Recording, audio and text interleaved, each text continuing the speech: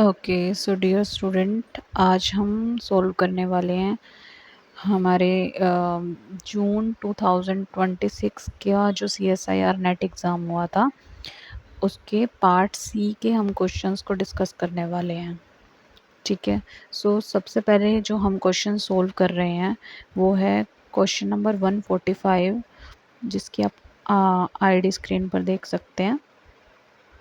ठीक है, so question क्या कह रहा है, the contributing genome in fertile alloploid species में be quantitatively different under which of the following condition।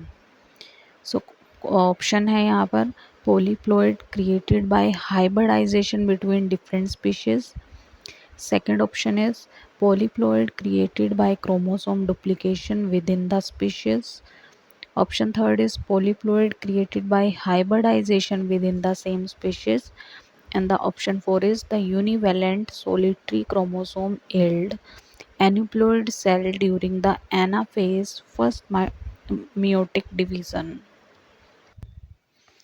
Okay so इस आंसर में हम क्या देख सकते हैं, इस क्वेश्चन में इसने क्या पूछा है हमसे, हम पहले ये फाइंड आउट कर लेते हैं। इसमें बताया है कि the contributing genome in a fertile alloploid species में be quantitatively different which of the following condition, कि किस कंडीशन में एक जीनोम में फर्टाइल एलोपोलिप्लॉइड स्पीशीज जो होगी वो क्वांटिटेटिवली डिफरेंट होगी।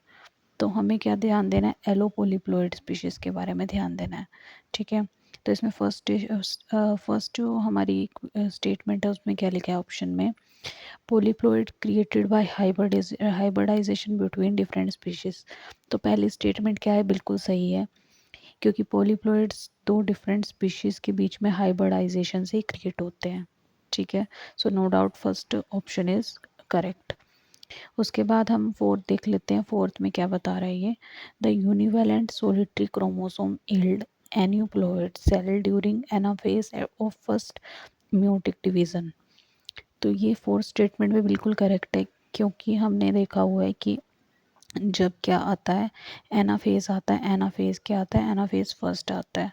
सो एनाफेज फर्स्ट में क्रोमोसोम अगर क्या हो, जो हमारे काइनेटोकोर हैं उसके साथ में स्पिंडल फाइबर अच्छे से अटैच नहीं होंगे तो वो अनइक्वल डिवीज़न हो जाएगा, अनइक्वल क्रोम जो होंगे गैमेट की फॉर्मेशन होगी। तो यूनिवेलेंट सोलिटरी कंडीशन क्रोमोसोम की तब आएगी जब एन्यूप्लॉइड सेल्स अपीयर होंगे anaphase of first meiotic division में। मतलब कि अगर ये क्रोमोसोम जो थे ये प्रॉपरली सेपरेट ना होकर, ठीक है, अनइक्वल डिवीज़न में क्या हो गए, सेपरेट हो गए, अनइक्वल डिवीज़न में क्या हो गया, सेपरेट हो गए। तो इस कंडीशन में क्या होगा, हो सकता है कि सारे क्रोमोसोम एक ही सेल के अंदर चले जाएं और दूसरे सेल के अंदर कोई भी क्रोमोसोम ना रहे। ठीक है, तो ऐसी कंडीशन में क्या हो जाएगी, एक सोलेटरी क्रोमोसोम वाली कंडीशन आ जाएगी, जिसमें एक सिंगल ही जो क्रोमोसोम रहेगा वो एक सेल में चला जाएगा और दूसरा सेल एम्प्टी रह जाएगा। तो ऐसी कंडीशन अपीयर हो सकती है अगर क्या हो, हमारे क्रोमेटिन जो हैं वो स्पिंडल फाइबर जो है हमारे काइनेटोकोर के साथ अगर अच्छे से अटैच ना हो पाए तो थर्ड जो हमारी स्टेटमेंट है ये भी बिल्कुल करेक्ट है। अब हम बात कर लेते हैं थर्ड स्टेटमेंट की, जिसमें कह रहा है polyploid created by hybridization within the same species. तो ऐसा हो सकता है एक सेम ही स्पीशीज के डिफरेंट डिफरेंट ऑर्गेनिज्म के बीच में हाइब्रिडाइजेशन हो गया हो, हाइब्रिडाइजेशन हो गया उनके जीन का, जिसकी वजह से पोलीप्लॉइड कंडीशन क्रिएट हो गई। तो थर्ड ऑप्शन में बिल्कुल सही है। तो फर्स्ट, थर्ड एंड फोर्थ की तीनों ही ऐसी स्टेटमेंट है जो किसे जस्टिफाई कर रही हैं, एलोप्लॉइडी को, एलोप्लॉइडी को बता रही हैं, एलोप्लॉइडी को जस्टिफाई कर रही हैं। ठीक है, बट जो स्टेटमेंट सेकंड है इसमें क्या है, polyploid created by chromosome duplication within a species. इसमें क्या बोला है कि अगर एक क्रोमोसोम डुप्लीकेट हो जाता है एक ही स्पीशीज में, with in A same species अगर एक क्रोमोसोम क्या हो रहा है, डुप्लीकेट हो रहा है, तो उस वो किस वजह से होगा, पोलीप्लॉइडी कंडीशन कहलाएगी। तो ये बात बिल्कुल सही नहीं है। ये ऐसी कंडीशन जिसमें एक सिंगल क्रोमोसोम में क्या हो रहा है, क्रोमोसोम की डुप्लीकेशन हो रहा है, तो ऐसी कंडीशन क्या कहलाती है? ऑटोपोलीप्लॉइड कहलाती है। क्या कहलाती है? ऑटोपोलीप्लॉइडी। ऑटोपोलीप्लॉइडी, ठीक है। तो बिकॉज ये सेम ही स्पीशीज़ में सेम ही क्रोमोसोम के अंदर डुप्लीकेशन हो रहा है, तो हम इसे ऑटोपोलीप्लॉइडी कहेंगे, ना कि हम इसे एलोपोलीप्लॉइडी कहेंगे। तो इस कंडीशन में हमारा जो डिफरेंट हमसे पूछा था, ठीक है, क्वांटिटेटिवली डिफरेंट जो होगा इस कंडीशन में, वो क्या होगा? हमारा ऑप्शन बी आ जाएगा, ठीक है। तो इस कंडीशन में हमारा जो आंसर होगा वो क्या होगा? Option B. ओके, सो यहाँ पे जो 144 क्वेश्चन है, अब हम उसको डील कर लेते हैं। इसमें क्या बताया हुआ है कि a female mouse homozygous for allele a of the IGF2 gene is crossed with a male with a homozygous for allele B of this gene. Which of the following experiment best describe the most appropriate outcome regarding the expression of IGF2 in F1 progeny? तो इसमें क्या बोल रहे हैं कि एक female mouse है जिसके पास होमोजाइगस अलील है, किस चीज़ के लिए बेटा? ए के लिए है, ठीक है। और किस चीज़ के लिए? कौन सी जीन के लिए? IGF2 के लिए, ठीक है। तो ये जो है ये किस चीज़ के लिए है? मदर के केस में हो गया, ठीक है। और इसके अलावा ये कह रहा है कि क्रॉसिंग हो रही है किसके साथ में? अलील बी के साथ में, ठीक है। अलील बी के साथ में, जो किसके केस में है? फादर के केस में है, ठीक है। सो ये होमोजाइगस है। Which of the following statement best describe the most appropriate outcome regarding the expression of IGF2 in F1 progeny? अब ये बोल रहे हैं जो F1 प्रोजेनी आएगी इनसे, अब हमें बताना है कि उसका आउटकम क्या होगा इस केस में। तो जहाँ तक कि हमें पता है इस केस में जो IGF2 है, ठीक है, जो IGF2 है जीन जो है वो पेरेंटली क्या है, मतलब जो फादर की तरफ से आ रही है, ठीक है। फादर की तरफ से जा रही है मतलब पैटर्नली, पैटर्नल मतलब कि फादर की तरफ से वो इम्प्रिंट है। कैसी है वो? इम्प्रिंटेड है, ठीक है। तो इस केस से में ये वाली जो जीन होगी IGF2 किस चीज़ के लिए? फादर के केस में, तो वो इम्प्रिंट होगी। इसका मतलब बी तो ऑफस्प्रिंग में नहीं जाएगा, ठीक है। तो फिर किसकी तरफ से जाएगी? ये मदर की तरफ से, ठीक है। मदर की तरफ से ये क्या है? प्रेजेंट है IGF2. So IGF2 locus is parentally imprinted, hence allele A will be expressed. तो इसलिए जो मदर की तरफ से A है ये क्या हो जाएगा? एक्सप्रेस हो जाएगा। बट फादर की तरफ से IGF2 की जीन क्या है? पेरेंटली पैटर्नली इम्प्रिंटेड है, तो बी ट्रांसफ़र नहीं हो पाएगा ऑफस्प्रिंग में। तो इसका करेक्ट आंसर क्या हो जाएगा? फोर्थ हो जाएगा, ठीक है। सो फोर्थ आएगा बिकॉज IGF2 पैटर्नली इम्प्रिंटेड है, फादर की तरफ से इम्प्रिंटेड है, इसलिए मदर की तरफ से अलील जो होगा ए वही क्या हो जाएगा? ट्रांसफ़र हो जाएगा किसके पास? नेक्स्ट ऑफस्प्रिंग F1 जनरेशन के पास। ओके, सो अब हम पहुंच गए हैं क्वेश्चन नंबर 143 पे। क्वेश्चन नंबर 143 क्या कह रहा है? Treatment of IgG with enzyme chemical give rise to different product. First and second, find A and B in the schematic given below that yield the indicated product. तो हमें ये पता है कि जो ये जो हमें एंटीबॉडी का डायग्राम दिया हुआ है, ये कौन सी एंटीबॉडी है? IgG है, ठीक है। IgG की बात कर रहे हैं। तो जब हम इसमें एंजाइम या केमिकल से ट्रीटमेंट करवाएंगे तो फिर इस एंटीबॉडी का जो डिग्रेडेशन है वो किस तरीके से होगा? तो यहाँ पर क्वेश्चन में हमें ये बताना है कि इस केस में जो एंटीबॉडी है, इस तरीके का जो यहाँ पर डिवीज़न हुआ है, ये डिस्ट्रक्शन हुआ है एंटीबॉडी का, तो ये ए जो है वो कौन सा केमिकल है, उस केमिकल का नाम बताना है। उसी तरीके से हमें बी का भी नाम बताना है कि बी केमिकल क्या है जिस वजह से बॉडी का एंटीबॉडी जी का इस तरीके से ब्रेक डाउन हुआ है। तो यहाँ पर हम पहले क्या कर लेते हैं? ए की बात कर लेते हैं। ए पे हमने जैसे कि हमें पता है कि अगर हम क्या देखेंगे, ये एंटीबॉडी है, ठीक है। इसमें कितने फ्रेगमेंट है? दो फ्रेगमेंट है, ठीक है। तो इसमें क्या प्रेजेंट होता है? एक FC रीजन प्रेजेंट होता है, एक होता है FC फ्रेगमेंट प्रेजेंट होता है, ठीक है। तो इस तरीके की जो डिवीज़न हो रही है जिसमें FAB रीजन बिल्कुल अलग हो रहा है, ठीक है। क्या हो रहा है इसमें? FAB टू रीज़न ये क्या हो रहा है, बिल्कुल सेपरेट हो रहा है। और दूसरी कंडीशन में ये जो नीचे वाला रीज़न है जिसे क्या बोलते हैं हम, एफ सी रीज़न है, ये बिल्कुल अलग हो रहा है। तो ये तरीके की जो डिवीज़न है ये कौन से केमिकल की हेल्प से होती है, ये होती है पेप्सिन की हेल्प से। इसका मतलब जो हमारे स्टेटमेंट में जो हमारा ए होगा केमिकल, ठीक है, इस केस में जो हमारा ए केमिकल होगा उसका नाम होगा पेप्सिन। क्या नाम होगा उसका, नाम होगा पेप्सिन, ठीक है। सो सिमिलरली हम देख लेते हैं बी क्या है। बी में हमें ये पता है कि जो हमारे एंटीबॉडी जी की डिवीज़न होगी बी केमिकल को ऐड करके, तो वो किस टाइप से हमें दिखाई दे रही है कि इसमें जो हमारा 2FAB रीज़न है, मतलब ये वाला रीज़न जो है इसे क्या बोल रहे हैं हम, 2FAB रीज़न। तो ये सेपरेट हो गया। इसके साथ में हम क्या देख रहे हैं, FC रीज़न जो है ये भी क्या हो गया, सेपरेट हो गया। तो ये दो हमें फ्रेगमेंट अलग अलग मिल रहे हैं। तो ये किस तरीके का जो एंटीबॉडी का डिवीज़न हुआ ये किस केमिकल की हेल्प से है, तो ये होता है बेटा पपेन की हेल्प से। किस वजह से होता है, पपेन की हेल्प से, ठीक है। सो यहाँ पर जो ए था केमिकल वो हो गया हमारा पेप्सिन, जिसने FAB रीजन को क्या कर दिया, कंबाइन करके अलग कर दिया। और जब हमने पपेन डाला तो इसने क्या कर दिया, एंटीबॉडी को सेंटर से तोड़ा, जिससे 2FAB रीजन अलग हो गया और FC फ्रेगमेंट बिल्कुल अलग हो गया। तो इस केस में हमारा जो करेक्ट आंसर होगा वो क्या हो जाएगा, हमारा करेक्ट आंसर, हमारा आंसर हो जाएगा ए, हो जाएगा पेप्सिन, एंड बी होगा पपेन। तो इस केस में फर्स्ट जो है वो हमारा बिल्कुल राइट आंसर है। ओके, सो अब हम मूव कर रहे हैं हमारे next question, the question number 142, जिसमें हमें दो स्टेटमेंट गिवन है। स्टेटमेंट 1 क्या कह रहा है, catabolic repressor protein CRP regulate both arabinose and the lactose operon. And the statement second क्या कह रही है, both ara and lac operon will be switch on when E coli are grown in a medium containing arabinose and lactose.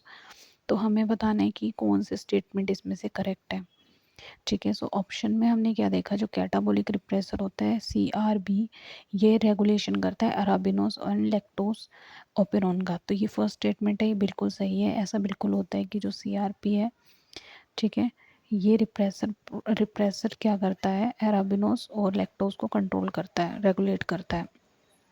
Second statement कह रहा है कि आरा and lac operon, ठीक है, अराबिनोस एंड लैकोपेरोन दोनों की केस में ही अगर क्या प्रेजेंट होगा, इकोलाई में मीडियम अगर हमने क्या दिया होगा, अराबिनोस दिया होगा, मतलब कि अराबिनोस ओपेरोन के केस में हमने मीडियम में अराबिनोस को यूज़ किया है और लैकोपेरोन के केस में हमने मीडियम क्या डाला है, लैक्टोज डाला है। तो इस केस में जो हमारा ओपेरोन होगा वो स्विच ऑन होगा। तो हाँ, ये स्टेटमेंट भी बिल्कुल सही है। तो ये दोनों स्टेटमेंट क्या है, काफ़ी हद तक बिल्कुल सही हैं। तो हमारा जो करेक्ट आंसर होगा वो क्या हो जाएगा, फर्स्ट हो जाएगा। Both the statement first and the second are the correct answer of this question. Okay, so now we need to discuss our next question is question number 141, जिसमें क्या कह रहा है, the activity of which enzyme of C3 pathway will be maximally inhibited when the plant is suddenly brought to dark from light। मतलब अगर हम एक plant को लाइट से डार्क की तरफ ले जाएंगे, किसमें, C3 प्लांट पाथवे में, मतलब एक C3 प्लांट को हम अगर क्या ले जाते हैं, लाइट से डार्क की तरफ में शिफ्ट कर देते हैं, तो क्या होता है उस केस में। तो उस केस में हमें क्या पता है कि जो फ्रक्टोज 1,6 बिस फॉस्फेट है उसका जो अमाउंट है वो क्या हो जाएगा, डिक्रीज हो जाएगा, मतलब वो इनहिबिट हो जाएगा, ठीक है। तो इसका करेक्ट आंसर क्या होगा, हमारा सेकंड हो जाएगा कि फ्रक्टोज 1,6 बिस फॉस्फेट का जो अमाउंट है वो सडनली डिक्रीज हो जाएगा when a C3 plant is brought from light to dark. Okay, so अब हम डिस्कस कर लेते हैं हमारा नेक्स्ट क्वेश्चन, जो क्या है क्वेश्चन नंबर 140, जिसमें बोल रहा है कि local anaesthesia like procaine and tetracaine act by. जब हम प्रोकेन और टेट्राकेन दोनों एनेस्थीसिया, लोकल एनेस्थीसिया को यूज़ करेंगे तो क्या होगा। तो इस केस में जब हम इन दोनों टाइप के प्रोकेन एंड टेट्राकेन एनेस्थीसिया को यूज़ करेंगे तो ये जो हमारा सोडियम पोटेशियम ट्रांसपोर्ट पंप है, ठीक है, आयन एक्सचेंज जो पंप है, इसको क्या कर देंगे, ब्लॉक कर देंगे। क्या कर देंगे, दोनों लोकल एनेस्थीसिया इस सोडियम पोटेशियम जो चैनल है इसे ब्लॉक कर देंगे। तो ऐसे केस में क्या होगा, ब्लॉकिंग द सोडियम चैनल, तो ए ऑप्शन बिल्कुल सही है यहाँ पे। इसके बाद क्या है, एक्साइटिंग द सोडियम चैनल, तो ये क्या है, एक्साइट जो है सोडियम चैनल को क्या करेगा, ये एक्साइट नहीं करेगा, रिड्यूस द मेम्ब्रेन एक्साइटेबिलिटी, तो ये बिल्कुल सही है कि क्या करेगा, ये मेम्ब्रेन की एक्साइटेबिलिटी को क्या कर देगा, रिड्यूस कर देगा। ठीक है, सो इसमें क्या बोला है, एक्साइटिंग द सोडियम चैनल, तो ये जो सोडियम चैनल है इसको क्या करेगा, एक्साइट नहीं करेगा, जबकि ये रिड्यूस हो जाएगा क्या, मेम्ब्रेन की एक्साइटेबिलिटी को, और ब्लॉक कर देगा ये सोडियम चैनल को। सो इस केस में हमारा A and C option correct हो जाएगा, तो इसमें हमारा जो थर्ड क्वेश्चन है वो क्या हो जाएगा, ऑप्शन बिल्कुल करेक्ट हो जाएगा इस केस में। Okay, now let's move to our next question, जो है क्वेश्चन नंबर 139। इस क्वेश्चन में क्या कह रहा है, which of the following statement regarding the translation in bacteria is correct. ठीक है, सो बैक्टीरिया में जो ट्रांसलेशन होता है इस प्रोसेस के रिगार्डिंग करेक्ट स्टेटमेंट क्या है। तो अगर हम इसमें से देखें तो हमने बैक्टीरिया के ट्रांसलेशन में क्या पढ़ा था, इस केस में फोर्थ जो ऑप्शन है वो हमारा बिल्कुल करेक्ट हो जाएगा। इसमें हमने देखा था जो यूएजी स्टॉप कोडॉन होता है उसको रिकॉग्नाइज करता है RF1 factor, RF1 releasing factor 1, and UGA जो हमारा स्टॉप कोडॉन है उसको कौन रिकॉग्नाइज करता है, releasing factor 1 and releasing factor 2, RF1 and RF2। Similarly जो हमारा नेक्स्ट स्टॉप कोडन है जिसे हम कहते हैं UAA, उसको कौन रिकॉग्नाइज करता है, RF2। तो इस केस में हमारा जो फोर्थ ऑप्शन हो जाएगा वो क्या हो जाएगा, बिल्कुल करेक्ट आंसर हो जाएगा। ओके, सो नेक्स्ट क्वेश्चन है हमारा क्वेश्चन नंबर 138, जिसमें कह रहा है कि एक प्रोटीन विद फोर आइडेंटिकल सब यूनिट शो, मतलब एक प्रोटीन जिसके पास क्या है, चारों आइडेंटिकल सब यूनिट है, वो कैसे सिमेट्री शो करेगा। तो इस केस में इसका बिल्कुल करेक्ट आंसर हो जाएगा cyclic C4 and dihedral D2 symmetry. ठीक है, सो ये किस केस में होगा, ये आइडेंटिकल सब यूनिट शो करेगा C4 के केस में और डाईहेड्रल D2 सिमेट्री के केस में। तो इसका फर्स्ट जो आंसर है वो क्या हो जाएगा, बिल्कुल करेक्ट हो जाएगा। ओके, सो अब हम चलते हैं हमारे नेक्स्ट क्वेश्चन की तरफ। सो हमारा जो नेक्स्ट क्वेश्चन है वो है क्वेश्चन नंबर 137, जिसमें कह रहा है UDP glucuronyl transferase is involve in which of the following function. तो UDP ग्लूकोरोनाइल ट्रांसफरेज जो है वो लीवर में फंक्शन करता है, और लीवर में क्या फंक्शन करता है, मेटाबोलाइजेशन ऑफ ग्लूकोज के केस में हेल्प करता है। तो इसका सी आंसर जो होगा वो क्या हो जाएगा, बिल्कुल करेक्ट हो जाएगा इस केस में। ओके, सो हम डील करते हैं हमारे नेक्स्ट क्वेश्चन के साथ, जो है क्वेश्चन नंबर 133। इसमें हमें मैच करना है लिस्ट 1 को लिस्ट 2 से। तो यहाँ पर कुछ सेकेंडरी मेटाबोलाइट्स के कुछ एग्जांपल दे रखे हैं, टाइप्स दे रखे हैं, और सेकंड में क्या है, टारपीन्स के टाइप दे रखे हैं।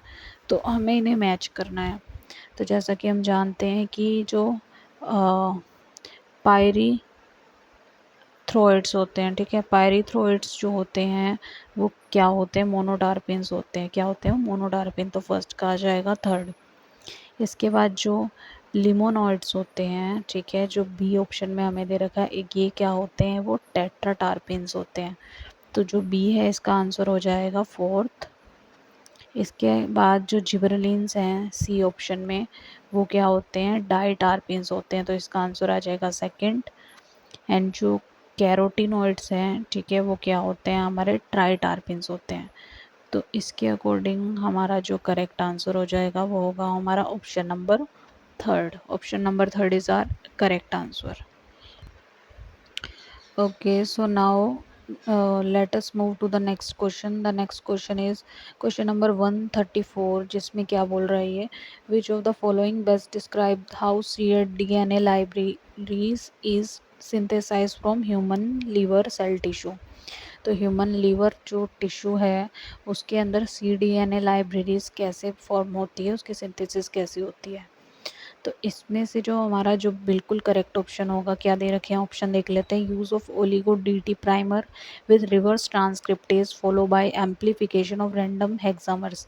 तो ये बिल्कुल सही बात है कि हम इसमें हेक्सामर्स का यूज़ करेंगे और हम इसमें क्या करेंगे, cDNA लाइब्रेरी बनाने के लिए पहले हम mRNA को एज ए ट्रांसक्रिप्ट यूज़ करेंगे एंड देन हम उससे क्या बनाएंगे, DNA बनाएंगे। तो जो हमारा DNA बनेगा वो किस टाइप का DNA होगा, cDNA होगा। तो इस केस में हमें क्या यूज़ करना पड़ेगा, ओलिगो dt प्राइमर्स का यूज़ करना पड़ेगा और रिवर्स ट्रांसक्रिप्टेज एंजाइम का यूज़ करना पड़ेगा। ठीक है, सो इसमें हमारा जो करेक्ट आंसर होगा वो फर्स्ट स्टेटमेंट ही बिल्कुल सही होगा। सेकंड में कह रहा है कि use of random हेक्सामर with Taq polymerase. तो टैग पॉलीमरेज का यहाँ पे कोई यूज़ नहीं आएगा। टैग पॉलीमरेज कब यूज़ आता है, जब हम PCR कर रहे होते हैं। सो इस केस में क्या है, हम PCR इसका एम्पलीफिकेशन नहीं कर रहे, इसने सिंथेसिस की बात की है, तो इसमें सेकंड ऑप्शन इनकरेक्ट हो जाएगा। थर्ड में कह रहा है use of oligo dt primer with Taq polymerase and amplification with random hexamers. ठीक है, सो अगेन इसमें क्या बोल रहा है ये, ओलिगो dt प्राइमर को यूज़ करेंगे टैग पॉलीमरेज से। तो यहाँ पे टैग पॉलीमरेज का अगेन कोई यूज़ नहीं है। Next, use of random हेक्सामर with reverse transcriptase follow bye एम्प्लीकेशन of oligo dt primer. ठीक है, तो इसमें क्या होगा, हमें पहले ओलिगो dt प्राइमर्स का यूज़ करना पड़ेगा, फिर ट्रांसक्रिप्शन रिवर्स ट्रांसक्रिप्टेज फॉलोड होगा और उसके बाद हम एम्प्लीकेशन करेंगे रैंडम हेक्सामर की। तो जो हमारा 134 क्वेश्चन होगा उसके लिए जो मोस्ट करेक्ट ऑप्शन होगा वो हमारा ऑप्शन ए होगा। ओके, अब हम नेक्स्ट क्वेश्चन पे प्रोसीड कर रहे हैं। Next question is 131। The family of prokaryotes that possess remarkable metabolic flexibility and can use variety of metal electron acceptors such as uranium, neptunium, selenium, tellurite and vanadate. ठीक है, सो ये सभी metal को as a electron acceptor क्या कर रहे हैं, ये जो जिसके पास इतने सारे इलेक्ट्रॉन एक्सेप्टर हैं, ठीक है, ऐसी फैमिली प्रोकैरियोट की, ठीक है, जो क्या है मेटाबॉलिकली फ्लेक्सिबल है और जो बहुत सारे मेटल इलेक्ट्रॉन एक्सेप्टर्स को क्या कर रही है, वैरायटी ऑफ को यूज़ कर रही है। तो ऐसी जो प्रोकैरियोट है उसका नाम क्या होगा, हमारा ऑप्शन ए हो जाएगा। क्या नाम होएगा, शिवेनेलेसिए।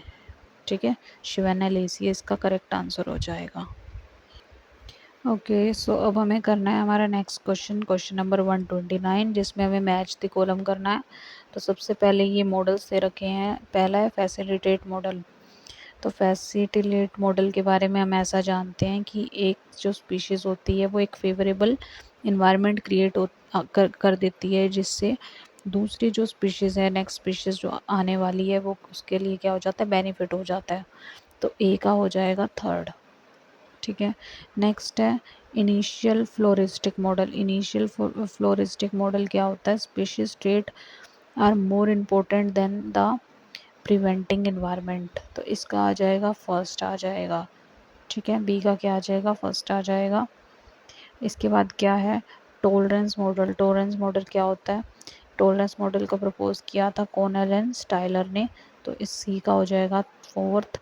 एंड इनिबिशन मॉडल क्या होता है, जिसमें एक ग्रुप ऑफ स्पीशीज सीक्रेट करती है एलो केमिकल्स और फिर वो दूसरी स्पीशीज को फ्लोरिश होने से प्रोटेक्ट करते हैं, अपने आसपास क्रिएट होने से रोकते हैं। तो इस केस में डी का हो जाएगा सेकंड। तो इस तरीके से हमारा जो फर्स्ट ऑप्शन होगा वो क्या हो जाएगा, बिल्कुल करेक्ट आंसर हो जाएगा। ओके, चलो अब हम देखते हैं हमारा क्वेश्चन नंबर 128, जिसमें हमें दो स्टेटमेंट गिवन है, हमें बताना है कि कौन से स्टेटमेंट करेक्ट है और कौन से इनकरेक्ट है। तो स्टेटमेंट फर्स्ट कह रहा है the lambda repressor C L act as at the both O L and O E O R operators to block immediate early genes. तो फर्स्ट स्टेटमेंट बिल्कुल सही है कि हमें पता है लैम्डा रिप्रेसर में जो सी एल होता है वो क्या करता है, operator O L light and heavy chain दोनों के साथ में क्या कर सकता है, बाइंड कर सकता है इस केस में और ब्लॉक कर सकता है अर्ली जीन के प्रोडक्शन को। तो फर्स्ट स्टेटमेंट बिल्कुल करेक्ट होगी। सिमिलरली सेकंड स्टेटमेंट में क्या बोल रहा है, Cro bind to the same operator as lambda repressor but with different affinity to establish lysogenic cycle. तो ये बात भी बिल्कुल सही है, क्योंकि जो क्रो होता है वो लाइसोजेनिक साइकिल में देखा जाता है। तो इस केस में ऑप्शन नंबर 1 बिल्कुल करेक्ट हो जाएगा। Both statement first and second are the correct answer of this question. ठीक है, तो ये जो हमारा क्वेश्चन जो है 128, जिसकी आप आईडी यहाँ पर देख सकते हैं, इस क्वेश्चन की आईडी। तो इसमें हमारा ए क्वेश्चन जो है, जो ऑप्शन ए है वो बिल्कुल करेक्ट है, बट हमारी आंसर की के अकॉर्डिंग जो हमारा आंसर है 128 का, वो क्या है, वो भी गिवन ए है। तो ये क्या है, बिल्कुल सही हमारा जवाब हो जाएगा इस केस में। ओके, सब हम मूव कर रहे हैं हमारे नेक्स्ट क्वेश्चन पे, जो हमारा है क्वेश्चन नंबर 130, जिसमें कह रहा है सोक्स2 जो जीन है वो क्या है, नेगेटिव रेगुलेशन है साइटोकाइनिन सिग्नलिंग का। साइटोकाइनिन सिग्नलिंग का मतलब ये है कि सेल डिवीज़न हो रही है, ठीक है, और अगर सेल डिवीज़न होगी तो इसका मतलब क्या होगा, साइज़, ऑर्गेनिज्म का साइज़ जो होगा वो क्या होगा, इंक्रीज़ होगा। बट ये जो सिग्नलिंग हो रही है, इस सिग्नलिंग का जो इनहिबिटर है वो क्या है, सोक्स2 है। मतलब जो सोक्स2 है वो सेल का साइज बढ़ने नहीं दे रहा, मतलब ग्रोथ नहीं होने दे रहा, सेल डिवीज़न को रोक रहा है। So SOX2 is a negative regulator of cytokinin signalling. SOX2 knock out mice were phenotypically larger in size. अब ये कह रहे हैं कि अगर हम इस सोक्स2 को क्या कर देंगे, नॉक आउट कर देंगे, क्या कर देंगे, इसे नॉक आउट कर देंगे, तो इसके बाद जो हमारा माइस होगा, जो हमारा क्या होगा, माइस होगा, वो क्या होगा इस केस में, फिनोटिपिकली उसका साइज़ क्या होगा, लार्जर साइज़ का होगा। तो ये बिल्कुल सही स्टेटमेंट है ना। इसमें कह रहा है कि अगर सोक्स2 है, अगर हम इसको नॉकआउट कर देंगे तो नॉर्मल हमारी सेल डिवीज़न चलेगी और हमारा जो माइस होगा वो लार्जर साइज़ का होगा as compare to wild type. Wild type में क्या था, सोक्स2 नेगेटिव रेगुलेट कर रहा था, जिससे माइस का साइज़ नहीं बढ़ रहा था, तो माइस का साइज़ क्या था, छोटा था, स्मॉल था। बट अगर हम सोक्स2 जो नेगेटिव रेगुलेटर है उसको क्या कर देंगे, इनहिबिट कर देंगे, तो इस केस में सेल डिवीज़न ज़्यादा तेज़ी से होगी और माइस का साइज क्या होगा, लार्जर होगा। लेकिन ये लाइफ स्पैन माइस पर कोई चीज़ का इफेक्ट नहीं हो रहा है, सिग्नलिंग का कोई इफेक्ट नहीं हो रहा। So this defect is there for due to, और अब हमें बताना है कि ये जो डिफेक्ट हो रहा है किस वजह से हो रहा है। तो हम क्या देख लेते हैं इसमें, हम ऑप्शन के थ्रू चलते हैं हमारे आंसर पर। ऑप्शन फर्स्ट क्या कह रहा है, down regulated cytokinin signalling and elevated level of growth hormone. तो हमने अभी देखा कि सोक्स2 की वजह से जब हम सोक्स2 को क्या कर रहे हैं, नॉक आउट कर रहे हैं, उस केस में साइटोकाइनिन सिग्नलिंग बहुत तेज़ी से चलेगी। तो इस केस में साइटोकाइनिन सिग्नलिंग का जो डाउन रेगुलेशन है वो नहीं हो सकता, तो हमारा फर्स्ट ऑप्शन क्या हो जाएगा, इनकरेक्ट हो जाएगा। सेकंड क्या कह रहा है, reduce SOX2 level which could potentially promote cytokinin signalling. तो इसमें हमने क्या देखा कि जो सोक्स2 का लेवल है वो क्या हो रहा है, नॉक आउट हो रहा है। नॉक आउट का मतलब क्या है, बिल्कुल ख़त्म हो रहा है, मतलब कि वो क्या हो रहा है, नॉक आउट हो रहा है, रिड्यूस नहीं हो रहा, बिल्कुल नॉक आउट हो रहा है इस केस में। तो इस केस में नॉक आउट नहीं बोला है इसने, रिड्यूस बोला है, तो हमारा सेकंड ऑप्शन भी क्या हो जाएगा, इसमें इनकरेक्ट हो जाएगा। थर्ड जो हमारी स्टेटमेंट है वो क्या कह रहा है, elevated cytokinin signalling which could play a significant role in regulating cell growth. So हम इस केस में क्या देख सकते हैं कि अगर साइटोकाइनिन सिग्नलिंग का लेवल बढ़ रहा है तो इस वजह से जो क्या है, ग्रोथ हो रही है, किसकी, सेल की ग्रोथ हो रही है। तो ये बात बिल्कुल सही है कि जब साइटोकाइनिन सिग्नलिंग का लेवल बढ़ रहा है तो हमें उस माइस की सेल की ग्रोथ भी देखी जा रही है। तो सी ऑप्शन बिल्कुल करेक्ट होगा। थर्ड ऑप्शन में क्या कह रहा है, inhibition of mTOR pathway which is associated with cell size. तो यहाँ पर क्या है, एमटोर जो पाथवे है वो क्या है, सेल डिवीज़न से रिलेटेड है, तो उसका इनहिबिशन नहीं हो रहा, बिकॉज सोक्स2 इनहिबिट हो रहा है, तो वो साइटोकाइनिन मतलब सेल डिवीज़न को इनहिबिट नहीं कर रहा, बल्कि सोक्स2 के नॉकआउट होने की वजह से सेल डिवीज़न प्रोमोट हो रही है। तो इस केस में इसका एज सच एमटोर पाथवे का सेल साइज से कोई भी एसोसिएशन हमें नहीं पता लग रहा है इस केस में। तो हमारा फोर्थ ऑप्शन भी क्या हो जाएगा, इनकरेक्ट हो जाएगा। तो जो मोस्ट अप्रोप्रिएट क्वेश्चन होगा इसमें करेक्ट आंसर वो होगा हमारा ऑप्शन नंबर थर्ड। ठीक है। बट जो हमारा CSIR नेट है, उसने जो हमारी आंसर की में क्वेश्चन दिया है या इसका आंसर दिया है वो क्या है, करेक्ट आंसर 4D दिया है। तो फिर आप इस क्वेश्चन को क्या कर सकते हैं, चैलेंज कर सकते हैं। ठीक है, आप इस क्वेश्चन को चैलेंज कर सकते हैं। ओके, सो अब हम चलते हैं हमारे नेक्स्ट क्वेश्चन पे, question number 132। So question number 132 हमें क्या कह रहा है, क्वेश्चन कह रहा है which of the following is not a precursor for the biosynthesis of IAA। मतलब इंडोल एसिटिक एसिड जो बनता है उसके लिए इनमें से कौन सा प्रिकर्सर नहीं है। ठीक है, तो हम ऑप्शंस पे जाते हैं। सबसे पहले फोर्थ ऑप्शन देखते हैं, मेवलोनिक एसिड। तो मेवलोनिक एसिड नहीं होता प्रिकर्सर। ठीक है, ये इस पाथवे का हिस्सा नहीं होता। इसके बाद देखते हैं ट्रिप्टोफैन। तो yes, tryptophan is the absolutely correct answer. जो मेन प्रिकर्सर होता है biosynthesis of indole acetic acid IAA, वो ट्रिप्टोफैन ही होता है। देन अगर हम ऑप्शन सेकंड पे चलें तो ये क्या होता है, ये भी इसमें इंटरमीडिएट कंपाउंड बनता है, इंडोल 3 ग्लिसरोल फॉस्फेट। तो हम कह सकते हैं यस, ये भी क्या है, बायोसिंथेसिस ऑफ IAA का पार्ट है। बट इंडोल क्या है इटसेल्फ, ये क्या है, प्रोडक्ट है। तो प्रोडक्ट जो है वो प्रिकर्सर नहीं हो सकता। तो इस केस में जो बिल्कुल करेक्ट आंसर होगा हमारा IAA के रिगार्डिंग, वो हमारा फर्स्ट हो जाएगा। बिकॉज इंडोल क्या है, वो प्रिकर्सर नहीं है, वो प्रोडक्ट है, प्रोडक्ट जिसकी बायोसिंथेसिस हमें करनी है। तो इंडोल नहीं हो सकता और मेवलोनिक एसिड भी नहीं हो सकता। बट अगर हम सिर्फ इसी पाथवे के रिगार्डिंग बात कर रहे हैं तो हमारा मोस्ट करेक्ट आंसर क्या हो जाएगा, ए हो जाएगा। बिकॉज मेवलोनिक एसिड तो बिल्कुल एक सेपरेट पाथवे आ गया, इसलिए हम फोर्थ को करेक्ट ना करके फर्स्ट को करेक्ट करेंगे। सो हमारा फर्स्ट जो आंसर है वो क्या हो जाएगा, बिल्कुल करेक्ट आंसर हो जाएगा। अब हम मूव करते हैं हमारे नेक्स्ट क्वेश्चन पे, क्वेश्चन नंबर 135, जिसमें हमें दो स्टेटमेंट दे रखी है। हमें बताना है कि कौन सा स्टेटमेंट सही है और कौन सा स्टेटमेंट गलत है। सो फर्स्ट स्टेटमेंट कह रहा है to analyse rolling circle replication Southern blotting is perform under non denaturing condition.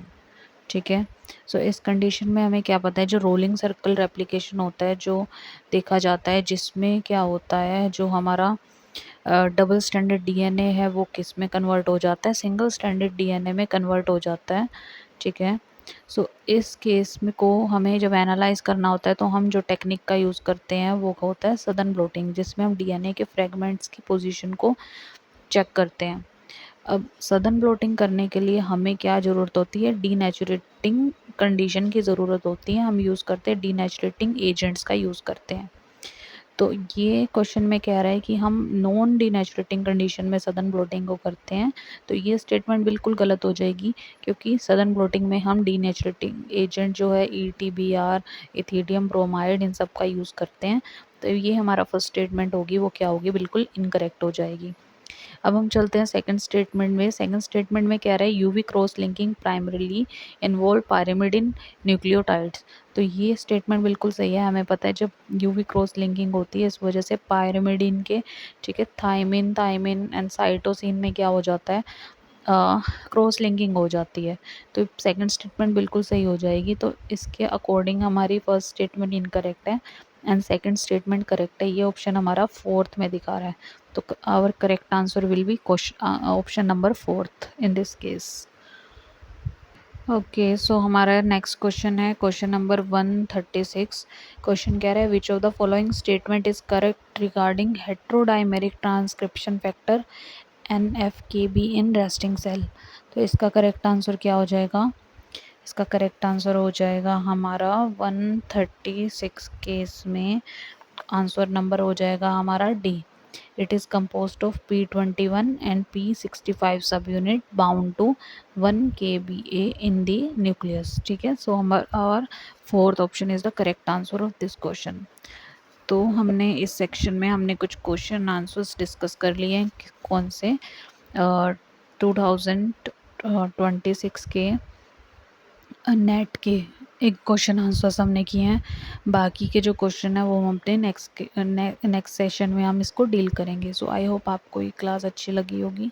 अगर अच्छी लगी है तो आप इसे लाइक करें, सब्सक्राइब करें एंड इसको शेयर करें। ठीक है, so thank you for today और मिलते हैं हम अपने नेक्स्ट सेशन में।